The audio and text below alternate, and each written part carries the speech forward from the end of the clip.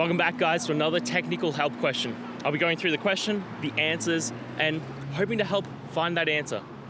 Guys, I hope you stay crazy just a little bit like me and get through and work to the solution. Now let's get started.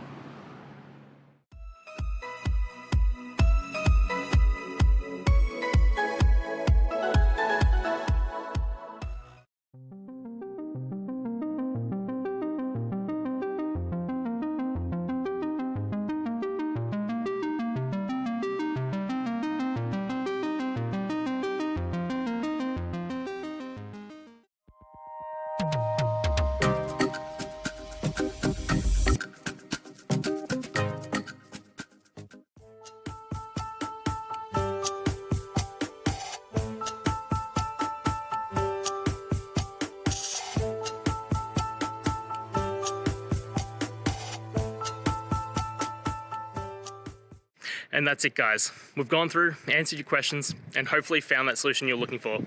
If we did, please hit subscribe. I'd really appreciate it. And until next time, I hope you have a good one.